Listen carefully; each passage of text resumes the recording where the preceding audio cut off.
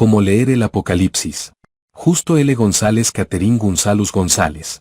Introducción. Ningún libro de la Biblia ha sido tan mal interpretado, ni con tanta frecuencia como el Apocalipsis. Escrito originalmente para dar consuelo y esperanza a sus lectores, para muchos se ha vuelto un libro de temor y desesperación. Escrito para aclarar la perspectiva de unos lectores cuya vida parecía deshacerse, se le lee ahora como un libro triste y confuso que solamente pueden entender quienes tienen alguna llave secreta para descifrar sus misterios. Escrito para ser leído en el culto de iglesias congregadas para adorar, ahora se lee con frecuencia en pequeños conventículos sectarios de tendencias fanáticas. Todo esto ha llevado a la sorprendente paradoja de que ningún otro libro del Nuevo Testamento ha inspirado tantos himnos gozosos como lo ha hecho el Apocalipsis, y que al mismo tiempo ningún otro libro ha llevado a acciones tan destructivas y hasta patológicas como lo ha hecho el Apocalipsis. Esto se debe a muchas razones, como veremos en el curso del presente estudio. Pero al menos dos merecen mención aquí. En primer lugar, hemos perdido el idioma. Con esto no queremos decir que no nos sea posible traducir lo que el autor dice en su griego un poco particular. El problema no radica en eso. No se nos dificulta entender las palabras ni la gramática, y por tanto tenemos traducciones excelentes. Lo que hemos perdido es el gran número de puntos de referencia que tenían en común Juan de Patmos y sus lectores. Se ha dicho que cada versículo del Apocalipsis incluye al menos una referencia a las escrituras hebreas, y en algunos casos varias de ellas. Juan y sus discípulos estaban sumergidos en el Antiguo Testamento y sus imágenes de tal modo que las palabras que empleaban espontáneamente traían a su mente imágenes y conexiones que ahora se nos hace difícil reconocer. En segundo lugar, hay en el Apocalipsis muchas referencias a condiciones específicas tanto en la geografía como en las circunstancias políticas, económicas y sociales que les eran familiares tanto a Juan como a sus primeros lectores. Aunque cualquier referencia velada o pasajera a tales realidades sería fácilmente entendida por los lectores de entonces, no podemos descubrir esas referencias sino mediante un cuidadoso examen y reconstrucción de las circunstancias de aquellos tiempos.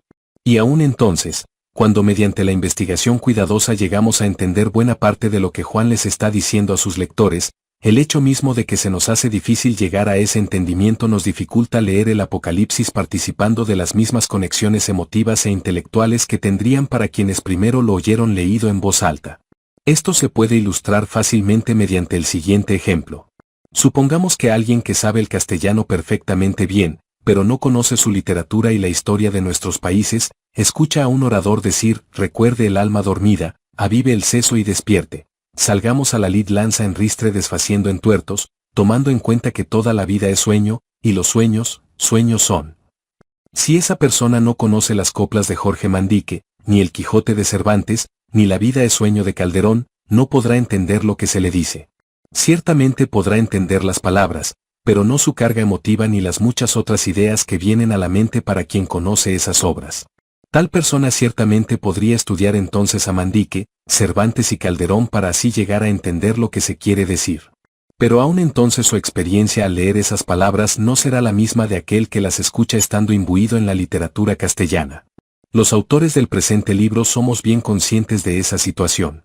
Nos criamos en dos culturas diferentes, ambos en hogares donde se respiraba un profundo amor por las letras, particularmente la poesía. Cada uno de nosotros puede entender perfectamente el idioma del otro. Pero al mismo tiempo nos duele la experiencia de saber que se nos hace difícil y hasta imposible llegar a apreciar como es debido la poesía y tradiciones de la otra persona. Podemos explicar las palabras, la gramática y las imágenes. Pero así y todo algo se pierde. Es como cuando alguien nos cuenta un chiste y después tiene que explicarlo.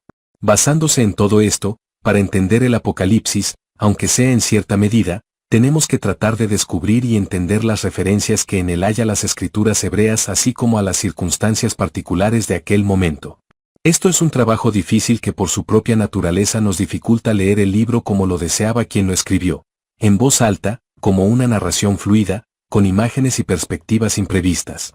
Por esa razón, hoy tenemos que aprender de nuevo a leer el libro no solamente tratando de descifrar cada una de sus palabras y metáforas, sino también en algunas ocasiones de una manera diferente, leyendo grandes porciones de corrido, sin preocuparnos demasiado si aquí o allá aparece alguna frase o imagen que no entendamos. De ese modo recuperaremos algo de la fluidez, el ritmo y la emoción con que debe haberlo escrito el autor y lo escucharían las iglesias a las que iba dirigido. Por lo tanto, Al escribir este libro lo hacemos con la esperanza de que el lector o lectora no permita que los puntos que siempre permanecerán oscuros en su interpretación opaquen la intensa luz del Apocalipsis como un todo. Trate de entender tanto como pueda. Posiblemente se sorprenderá ante lo mucho que comprenderá. Y aquello que no le sea posible entender, sencillamente gócelo. Después de todo, es así que la poesía debe leerse. Como alguien ha dicho, parte del problema está en que nos acercamos al Apocalipsis para diagramarlo como si fuera un tratado teológico y nos encontramos ante un himno que se entiende mejor cantándolo. El hecho mismo de que nos hayamos descarriado tanto en la interpretación del Apocalipsis dice mucho, pero no tanto acerca del libro mismo, como acerca de nosotros. Parte de lo que acontece es debido a que durante largos siglos las condiciones en que han vivido los cristianos que han interpretado este libro han sido muy diferentes de lo que eran para aquellos cristianos a quienes Juan dirigió su libro. Aquellos cristianos de finales del siglo I eran principalmente personas marginadas que no tenían modo alguno de progresar en el mundo en el que vivían. Residían en algunas de las ciudades más ricas de un gran imperio y, sin embargo, no participaban del poder de ese imperio, ni tampoco de sus riquezas. Vivían bajo la constante amenaza de persecución. Pero después, según fue pasando el tiempo, el libro ha sido tradicionalmente interpretado por personas para quienes la fe no ha sido cuestión de vida o muerte. Ha sido interpretado desde una postura cómoda en la sociedad en la que vivimos. Nos interesa mucho que esa sociedad progrese y, al tiempo que nos duelen las injusticias que todavía perduran, la mayoría de quienes nos dedicamos a leer e interpretar este libro no sufrimos tales injusticias directamente. Por tanto, un libro que trata acerca del juicio final de Dios sobre el mundo, un libro que busca ser una palabra de consuelo y promesa de salvación para sus lectores originales, frecuentemente viene a parecernos más bien una amenaza o un anuncio desastroso de que mucho de cuanto ahora amamos pasará.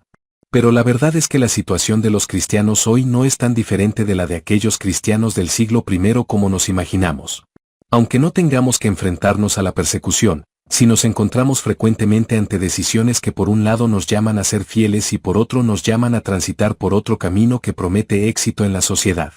Frecuentemente tenemos que decidir entre la fidelidad y la popularidad. Además, somos parte de una iglesia que se esparce por todo el mundo y que en muchas regiones vive en circunstancias semejantes a las del siglo I. La injusticia y la idolatría todavía se pasean por nuestra sociedad y sobre la faz de la tierra. Por esas razones, resulta ser una gran bendición el que el Apocalipsis, con sus advertencias aterradoras para quienes prefieren la comodidad y el éxito antes que la fidelidad, sea parte de nuestro Nuevo Testamento. Al estudiarlo, veremos que nos dice mucho más que lo que podamos imaginar. El autor al leer el Apocalipsis vemos que hay 4 lugares en los que el autor se da a sí mismo el nombre de Juan, 1:1, 4, 9, 22:8. No reclama para sí otro título que el de siervo de Jesucristo, 1:1, y el de ser vuestro hermano y compañero en la tribulación, en el reino y en la perseverancia de Jesucristo, 1:9. La única autoridad que reclama explícitamente es la de ser el que oyó y vio estas cosas, 22:8. Muy probablemente en su tiempo lo llamaban profeta, título que se le daba a quien le hablaba a la comunidad en el nombre de Dios, es decir, a quien predicaba, cf 19:10, 22:9. En todo caso, al leer el libro resulta obvio que Juan debe haber tenido cierta estatura y respeto en las comunidades a las que se dirigía. Tradicionalmente se ha dicho que el autor del Apocalipsis es el mismo que escribió el cuarto Evangelio, es decir, el Evangelio de Juan. Pero hoy la mayoría de los estudiosos de la Biblia concuerda en que los estilos de estos dos libros y su trasfondo cultural son tan diferentes que no es posible adscribirlos ambos al mismo autor. Mientras que el cuarto Evangelio emplea un griego que es a la vez popular y pulido, no cabe duda de que quien escribió el Apocalipsis se sentía más a gusto con el arameo, o el idioma que se hablaba comúnmente en Palestina y que los judíos de aquel entonces llamaban hebreo.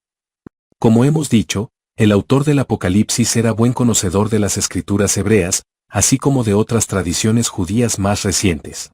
Las imágenes que emplea son semejantes a las del libro de Daniel y de otra literatura judía que circulaba en el siglo I. Su griego es a veces extraño, como resulta frecuentemente en el caso de quien piensa en un idioma y escribe en otro. Lo que es más, mientras todos los otros autores del Nuevo Testamento al citar el Antiguo Testamento emplean la traducción al griego que circulaba entonces entre los judíos helenistas, comúnmente conocida como la Septuaginta, Juan o bien cita de una traducción completamente diferente o, lo que es más probable sencillamente va traduciendo al griego pasajes que conoce en hebreo. Todo esto nos da a entender que Juan era una persona de origen judío, probablemente de Palestina, que había aceptado la fe cristiana. Las tradiciones que le adscriben el cuarto evangelio también dicen que era Juan el apóstol, el hijo de Zebedeo. Esto es posible, al menos en teoría, y no hay modo de probarlo en un sentido ni en otro. Si tal es el caso, Juan debería ser muy anciano al escribir este libro. Pero en verdad la pregunta acerca de quién fue el autor del libro tiene pocas consecuencias en cuanto al modo en que se le ha de interpretar. Los primeros lectores Juan nos dice que estaba en la isla de Patmos, por causa de la palabra de Dios y del testimonio de Jesucristo, 1:9, y que fue allí que tuvo una visión y recibió el mandato de escribirla y hacérsela llegar a las 7 iglesias de la provincia de Asia, que no era el continente que hoy llamamos así, sino el extremo occidental de Anatolia, lo que hoy es Turquía. Al comentar el texto mismo, aprenderemos más acerca de cada una de esas iglesias. En términos generales podemos dar por sentado que la mayoría de sus lectores serían judíos convertidos al cristianismo, pues de otro modo es difícil ver cómo podrían entender lo que Juan les escribía, tan lleno de referencias a las escrituras hebreas que solamente quien estuviera profundamente sumergido en la tradición judía podría entenderlo. Al leer el libro veremos también que, al menos en algunos círculos, se debatía quiénes eran los verdaderos judíos, es decir, los legítimos herederos de las promesas que Abraham había recibido. Aparentemente había algunos desacuerdos entre los cristianos en Asia en cuanto a cómo relacionarse con la sociedad circundante. Unos estaban más dispuestos que otros a hacer concesiones. En una sociedad en que las prácticas religiosas dominaban, como comúnmente sucedía en cualquier sociedad antigua, los cristianos se veían constantemente en la necesidad de decidir hasta qué punto podían o debían hacer concesiones a esa sociedad por razones sociales y económicas, o quizá hasta para salvar su vida. Quien tenía un oficio cualquiera, tendría que decidir si debía unirse al gremio de quienes lo practicaban o si ya era miembro, si no debía retirarse de él. Quien no se unía al gremio se vería impedido de practicar su oficio. Quien se unía, tendría que participar de sus ceremonias religiosas, puesto que los gremios de entonces se organizaban en torno al servicio y protección de un dios que le servía de patrono. De manera semejante, quien era esclavo probablemente tendría que enfrentarse a las objeciones del amo no cristiano, quien además exigiría su presencia en sus propios ritos religiosos. Quien era empleado del gobierno también tendría que participar en una serie de ceremonias paganas. Quien era una mujer libre, y en teoría señora de su casa, tendría que acompañar a su esposo pagano en prácticas de adoración inaceptables para los cristianos. Quienquiera que uno fuera, siempre tendría que enfrentarse a presiones semejantes. En algunas de las iglesias a las que Juan envió el Apocalipsis, había quienes pensaban que debían ajustarse en tales cosas a la sociedad circundante. Otros que pensaban diferentemente tenían que pagar un alto precio, como posiblemente le sucedió a Antipas en Pérgamo, 2:13. El propio Juan se contaba entre quienes no estaban dispuestos a aceptar componenda alguna, puesto que estaba convencido de que los cristianos no debían tener trato con la idolatría. Por tanto, parte del propósito de su libro es fortalecer y alentar a quienes están sufriendo por razón de su fidelidad a Cristo y al mismo tiempo reprender y llamar al arrepentimiento a quienes han enflaquecido en su obediencia. Tradicionalmente se ha pensado que cuando el Apocalipsis fue escrito los cristianos sufrían bajo la persecución severa del emperador Domiciano, frecuentemente descrito como un megalomaníaco que no podía aceptar el que los cristianos y los judíos se negaran a adorarle como a un dios. Hoy hay dudas entre los historiadores acerca de si este cuadro de Domiciano, que nos ha llegado mayormente a través de sus enemigos y de los defensores de la dinastía que le sucedió, es fidedigno. Probablemente lo cierto sea que Juan no escribió el Apocalipsis en tiempos de una persecución severa, sino en condiciones más complejas. Aparentemente no se trataba de una persecución general contra los cristianos, sino de los conflictos que necesariamente surgirían por una parte entre los cristianos en su generalidad y la sociedad, y por otra entre cristianos que no concordaban entre sí en cuanto a sus relaciones con la sociedad circundante. Entre estos cristianos, quienes insistían en permanecer fieles en todo eran objeto de la ira del gobierno, que no podía entender tal intransigencia. Desde la perspectiva del gobierno y de buena parte de la sociedad, estos cristianos eran personajes subversivos cuya conducta antisocial debía ser castigada. En cuanto al propio Juan, estaba convencido de que su llamada a una fidelidad más firme por parte de la Iglesia y de los creyentes llevaría a mayores dificultades. Varias de las iglesias a las que Juan dirigió su libro habían sido fundadas décadas antes. Algunos de sus miembros serían cristianos de segunda y hasta de tercera generación. El fervor inicial comenzaba a retroceder, y cada vez parecía más atractiva la posibilidad de llegar a algún arreglo con la sociedad circundante. ¿Debían los cristianos permanecer por siempre al margen de la vida económica, cuando todo lo que tendrían que hacer para evitarlo sería unirse a un gremio y participar en su culto? ¿No podrían quienes tenían algún cargo en el gobierno ceder y practicar un cristianismo más flexible? No es difícil imaginar el debate que tendría lugar en esas iglesias, el dolor y la desilusión de algunos cuando un hermano o hermana cedía ante la idolatría, y el gozo de otros cuando alguien, tras hacer alguna aparentemente ligera concesión, podía adelantar en la escala social y económica. El libro de Apocalipsis Juan se contaba entre quienes estaban convencidos de que ceder en tales cuestiones era caer en idolatría.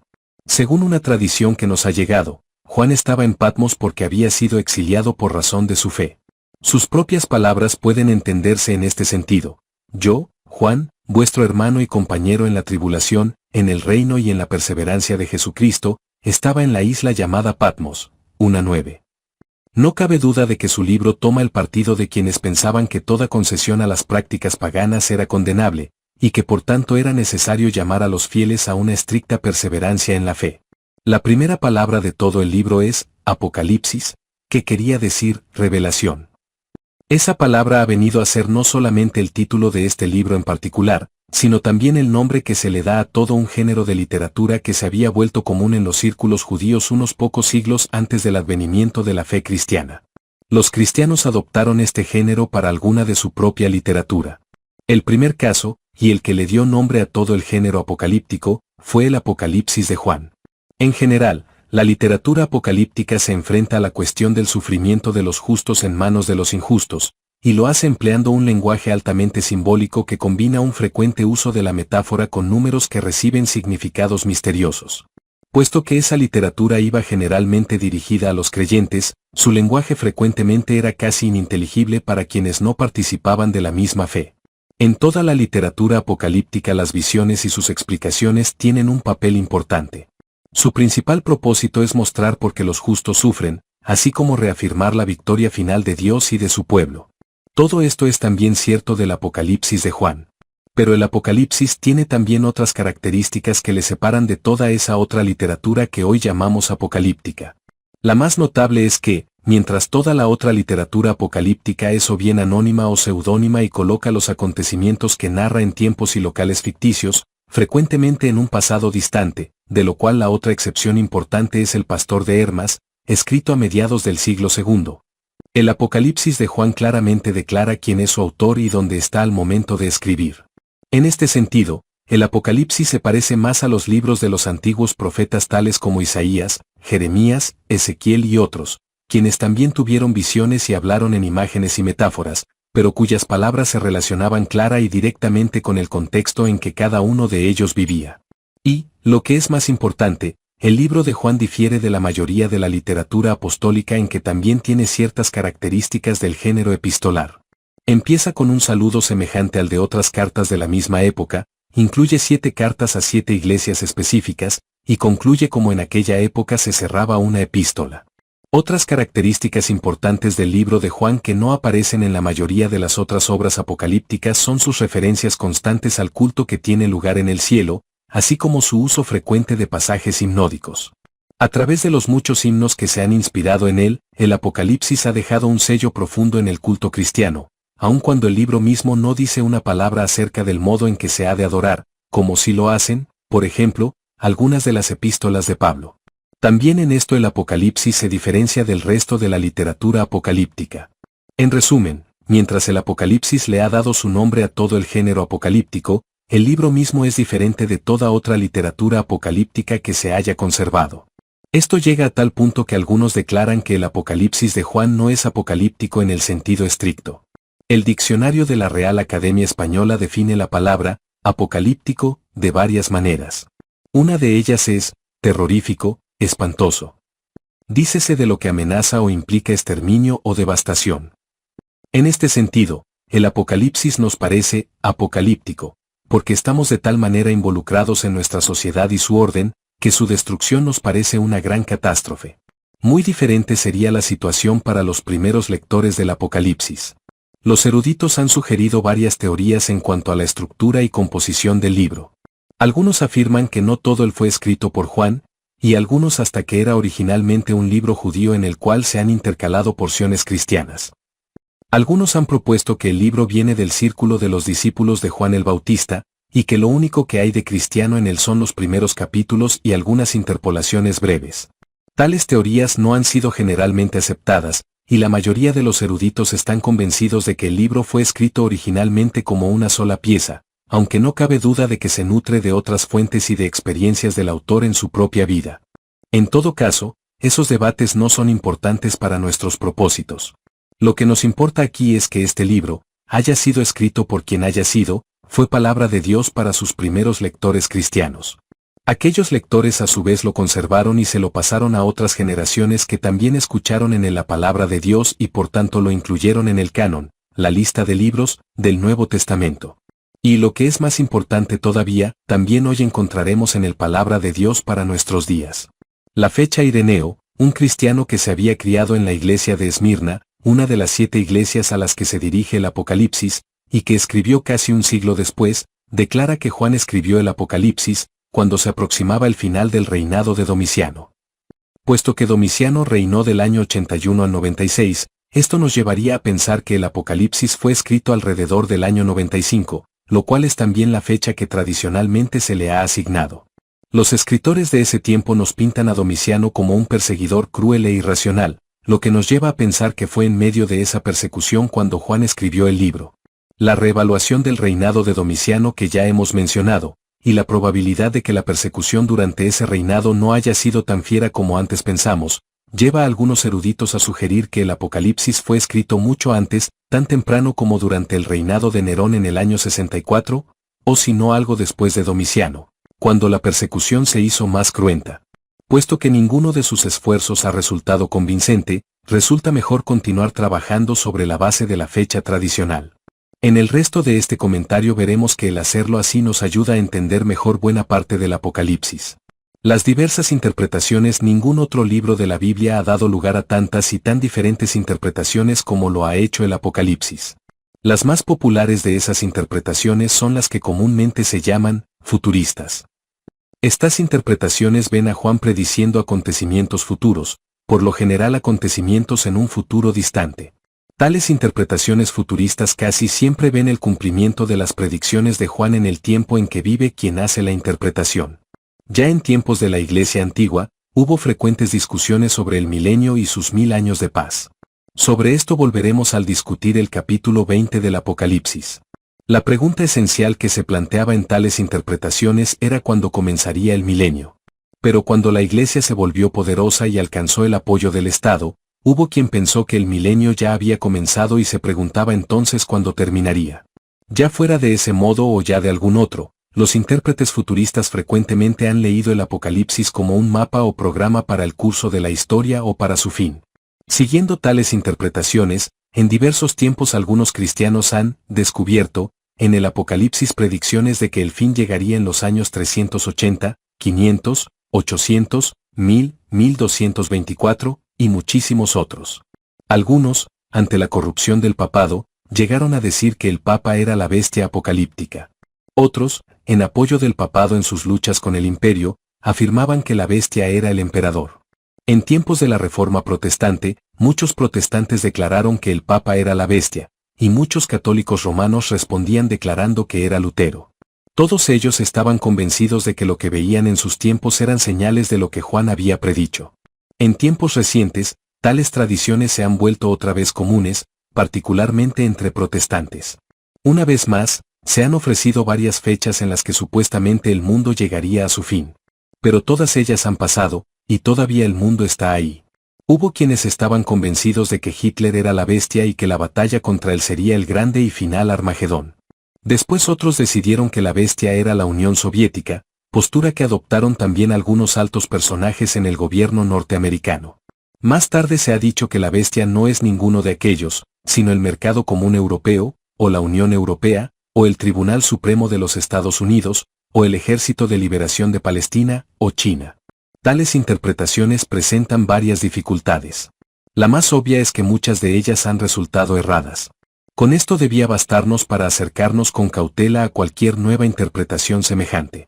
Pero hay un problema todavía más serio respecto a tales interpretaciones futuristas. Implica que el libro no tenía nada que decirles a las muchas generaciones entre Juan de Patmos y quien hoy lo interpreta.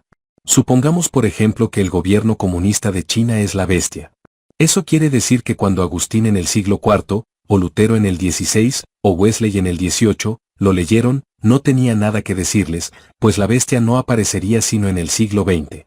Y, lo que es todavía peor, esto implicaría que cuando Juan, exiliado en Patmos y preocupado por las congregaciones que habían quedado en Asia, les escribió, sencillamente les mandó algo que no podían entender, y que no les daba otro consuelo que saber que en alguna generación lejana lo que Juan decía tendría sentido. Cuando nos detenemos a pensarlo, tales interpretaciones futuristas son increíblemente egocéntricas, pues dan a entender que la nuestra es la única generación para la que este libro es palabra de Dios. Al otro extremo, también hay intérpretes que dan a entender que el libro tenía importancia solamente en el pasado, cuando se escribió. Según tales interpretaciones, Juan estaba escribiendo acerca de acontecimientos que estaban teniendo lugar en sus días, o que podía vislumbrar que sucederían pronto, en el futuro inmediato. Les escribió a las iglesias en Asia para darles consuelo y fortaleza. Sus palabras no eran para nadie, sino para aquellas 7 iglesias en el siglo I. Por tanto, según este modo de entender el Apocalipsis, el libro tiene valor solamente como una pieza histórica, que nos ayuda a entender lo que acontecía entonces, y no debemos preocuparnos por lo que diga hoy. Tales interpretaciones tienen su medida de verdad. Para entender este libro es necesario entender las circunstancias en que fue escrito. Sin tal examen, el libro se nos vuelve una serie de declaraciones crípticas que no parecen tener sentido y nos invitan a especulaciones descabelladas. Pero no basta con tal interpretación. Nos interesa leer y entender este libro, no solamente porque es un documento interesante que ilustra el pasado, sino también y sobre todo porque, como creyentes, vivimos de la misma esperanza y del mismo futuro que Juan les anunció a sus lectores, el futuro cuando los propósitos de Dios se cumplirán. Juan les recordó a sus lectores, y también nos recuerda a nosotros, que tenían y que tenemos una esperanza que no nos puede ser arrebatada, una visión de los propósitos de Dios para el mundo, y que es a partir de esa visión que hemos de vivir hoy. Su esperanza, y la nuestra, se basan en acontecimientos pasados que garantizan el final de la historia, acontecimientos tales como la encarnación, crucifixión y resurrección de Jesucristo.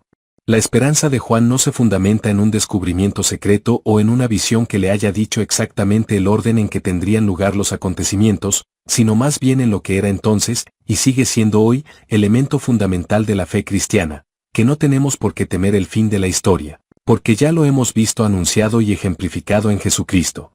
Nuestro interés al leer este libro no es futurista en el sentido de tratar de descubrir lo próximo que ha de suceder. Tampoco es un interés anticuario en el sentido de tratar de enterarnos de las condiciones en que el libro fue escrito. Leemos y estudiamos el Apocalipsis porque estamos convencidos de que el Dios que a través de él les habló a los cristianos en el siglo I, y que después les ha hablado a tantos otros creyentes, también nos habla y hablará hoy en nuestro siglo. Esto requiere un método de interpretación diferente, un método que ha de ser a la vez histórico y futurista. Debemos emplear el análisis histórico del texto y de su contexto a fin de entender lo que Juan les estaba diciendo a las iglesias en Asia a finales de aquel primer siglo. Pero no basta con eso. También tenemos que leer el libro como quienes participamos de la misma fe de Juan, así como de su visión de los propósitos de Dios para la creación y para nosotros. Juan entendía que esos propósitos ya se estaban cumpliendo y se habían manifestado también en algunos acontecimientos pasados, particularmente en la obra de Cristo. Lo que Juan les estaba diciendo a sus lectores originales es que los cristianos hemos de vivir nuestras vidas, no a partir de las presiones y conveniencias presentes, sino más bien a partir de una visión del futuro que proviene de nuestra fe. La verdad es que vivimos la mayor parte de nuestras vidas, no solamente a partir del pasado, sino también del futuro, de lo que esperamos ser al llegar a la vida adulta, de donde quisiéramos trabajar, de lo que esperamos para nuestros hijos, de nuestros planes de jubilación, etc. Luego, una visión diferente del futuro, una visión como la que Juan nos ofrece en este libro, debería llevarnos también a una vida diferente. Es con ese propósito de descubrir la voluntad de Dios que nos embarcamos en el estudio del Apocalipsis. Capítulo y el escenario. Apocalipsis 1, 1-20. Título y bendición. Apocalipsis 1, 1-3 Superíndice 1 La revelación de Jesucristo, que Dios le dio para manifestar a sus siervos las cosas que deben suceder pronto. La declaró enviándola por medio de su ángel a su siervo Juan, Superíndice 2, el cual ha dado testimonio de la palabra de Dios, del testimonio de Jesucristo y de todas las cosas que ha visto. Superíndice 3, bienaventurado el que lee y los que oyen las palabras de esta profecía, y guardan las cosas en ella escritas, porque el tiempo está cerca. Por extraño que nos parezca a los lectores modernos, los primeros 2 versículos del Apocalipsis son en realidad el título del libro. En la antigüedad no se acostumbraba a ponerles títulos a los libros, sino que normalmente se le llamaba por sus primeras palabras, y en algunas ocasiones se empezaba resumiendo el tema del libro y su autor. El tema del libro es la revelación de Jesucristo. Puesto que en griego la palabra revelación es Apocalipsis, pronto se le dio al libro el título de su primera palabra.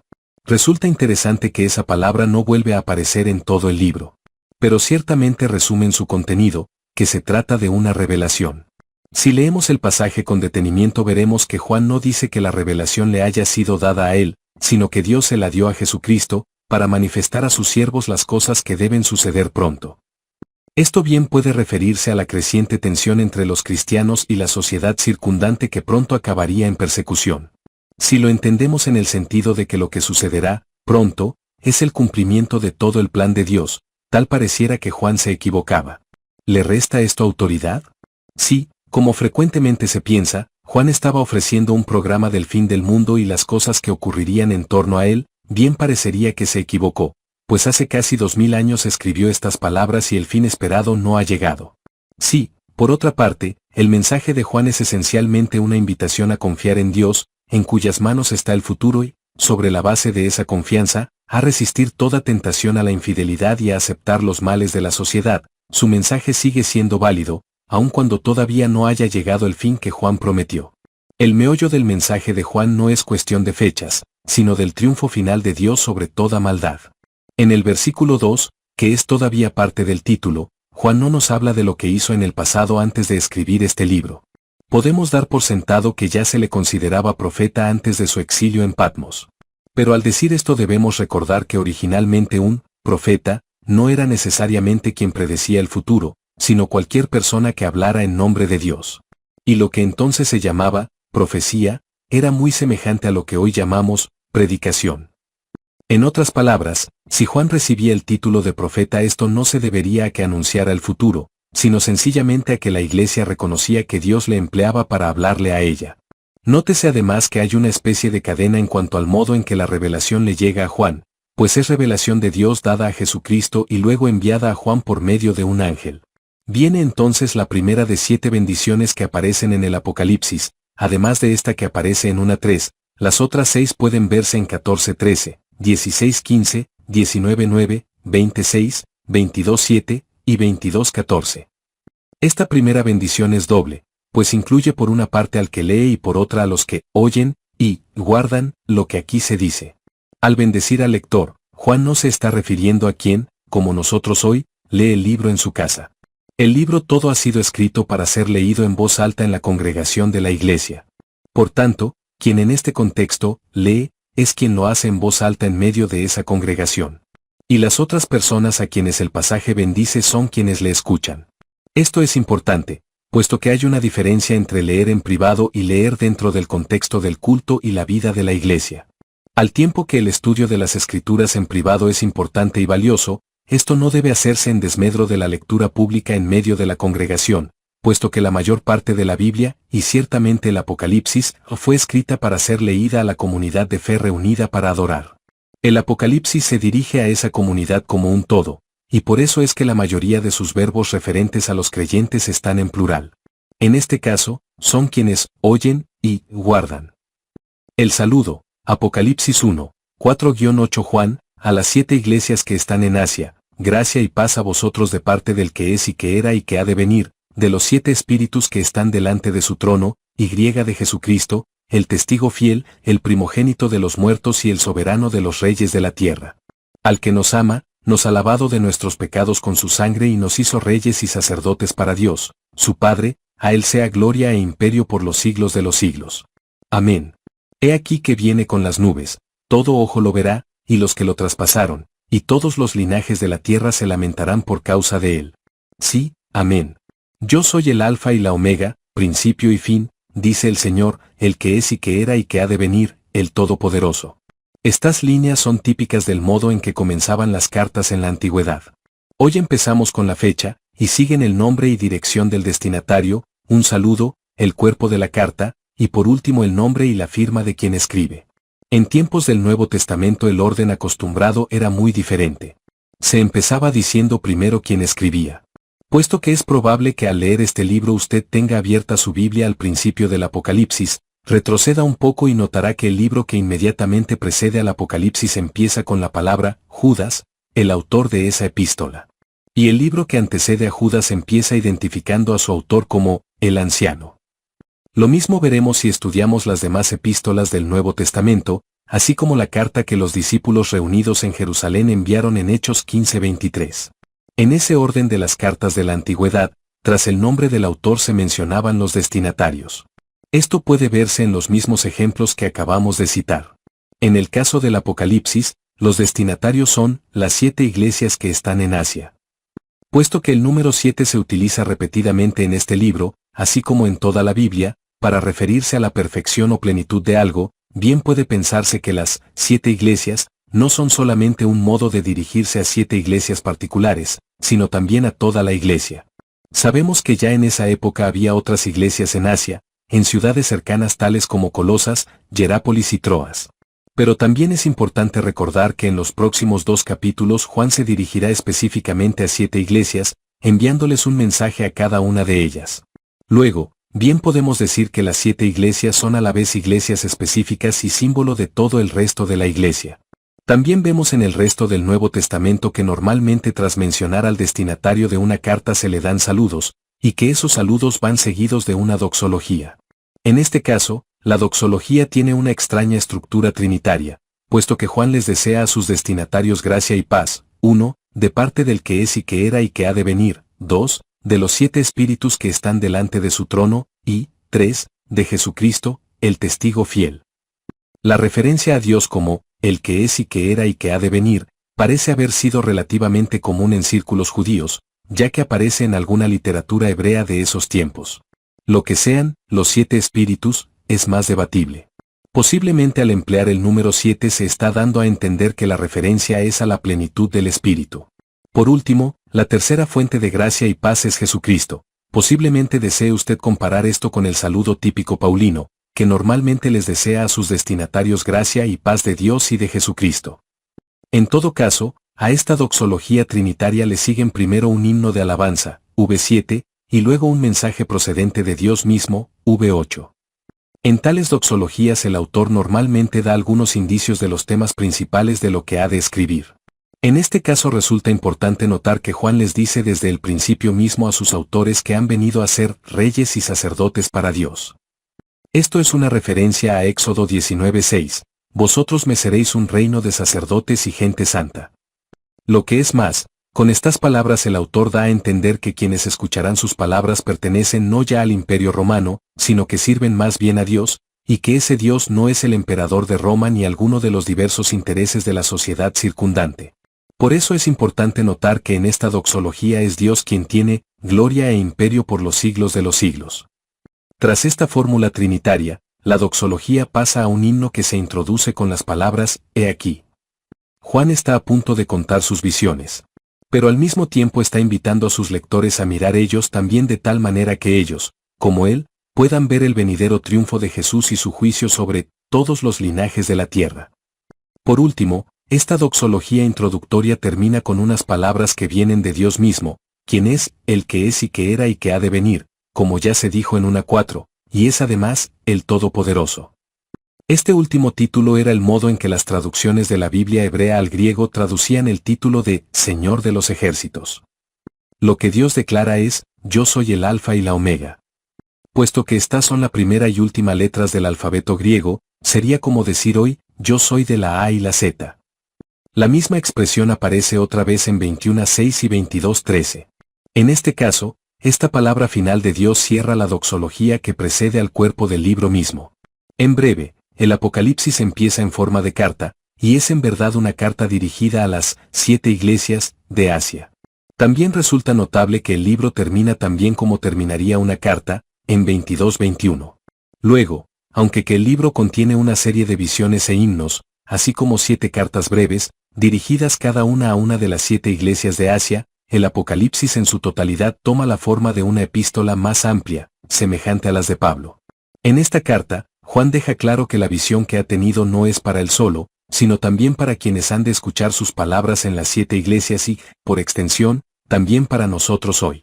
Por tanto, pasemos a considerar no solamente lo que él ha visto, V2, sino también lo que nos está invitando a ver con su frase, he aquí, V7. La gran visión, Apocalipsis 1, 9-20. Al igual que varios de los antiguos profetas, el libro que Juan escribe comienza con una gran visión que marca la pauta para toda la obra. Y, también al estilo de aquellos profetas, Juan empieza contando las circunstancias de su visión, cf. por ejemplo y 6.1 y es 1, 1.3. La situación, 1, 9-11, yo, Juan, vuestro hermano y compañero en la tribulación, en el reino y en la perseverancia de Jesucristo, estaba en la isla llamada Patmos, por causa de la palabra de Dios y del testimonio de Jesucristo. Superíndice 1. Estando yo en el Espíritu en el día del Señor, oí detrás de mí una gran voz, como de trompeta, superíndice 1 que decía, yo soy el Alfa y la Omega, el primero y el último. Escribe en un libro lo que ves y envíalo a las 7 iglesias que están en Asia, a Efeso, Esmirna, Pérgamo, Tiatira, Sardis, Filadelfia y la Odisea. Juan se identifica a sí mismo, no sobre la base de un título o autoridad, sino más bien sobre la base de solidaridad con sus lectores. Es su hermano y comparte con ellos, en la tribulación, en el reino y en la perseverancia. Lo que aquí se traduce como tribulación, también puede entenderse como persecución. Luego, no está del todo claro si se refiere a que hubiera ya una política general de perseguir a los cristianos, si se trata solamente de una política que se seguía en la provincia de Asia, o si era sencillamente el sufrimiento de todo grupo marginado en la sociedad. En todo caso, no cabe duda de que se trataba de tiempos difíciles para los cristianos. Es notable el hecho de que junto a la tribulación Juan mencione el reino y la perseverancia. Para la población en general, el reino le pertenecía a Domiciano, y consistía en un orden político en el que Juan y sus lectores no tenían gran importancia. Pero Juan les dice que comparte no solamente la tribulación, sino también el reino. Recordemos que en 1:6 Juan ya ha declarado que Cristo les ha hecho reyes y sacerdotes. Este reino, al tiempo que ya está presente, está todavía escondido bajo circunstancias de persecución o sufrimiento. Por lo tanto, los creyentes que viven en la tensión entre el sufrimiento y el reino han de responder mediante la perseverancia, hasta que los propósitos de Dios se cumplan. Esto constituye un recordatorio por parte de Juan, no solamente para sus lectores de entonces, sino también para los de hoy, quienes vivimos a partir de la visión gloriosa del reino, pero al mismo tiempo en medio de los sufrimientos y la injusticia del orden presente. Juan se encontraba en la pequeña y escasamente poblada isla de Patmos, por causa de la palabra de Dios y del testimonio de Jesucristo. No dice exactamente que se tratara de un exilio, pues las palabras del texto pueden interpretarse en el sentido de que había ido a esa isla a predicar. Por otra parte, sería difícil entender por qué Juan, que vivía en una de las provincias más pobladas de todo el imperio, se puede haber sentido impelido a predicar en Patmos más bien que en algunas de las otras ciudades principales de la región. Además, no hay noticia alguna de una iglesia en Patmos ni en tiempos de Juan ni poco después de él. Por lo tanto, la interpretación más tradicional, que Juan estaba en Patmos como exiliado, parece muy probable. La afirmación de que estaba, en el Espíritu, quiere decir que estaba en comunión estática con Dios y que por tanto estaba listo para la visión que estaba a punto de venir. La referencia al Día del Señor fue bastante común en la Iglesia antigua como un modo de nombrar el primer día de la semana, día de la resurrección del Señor. Era en ese día que la Iglesia se reunía para compartir el pan de la comunión. Luego, no es sorprendente el que tanto de lo que Juan dice se relacione estrechamente con el culto. Puesto que no podía estar presente adorando junto a sus amadas iglesias, tiene una visión que le lleva más allá de la tribulación presente al reino y a su culto celestial.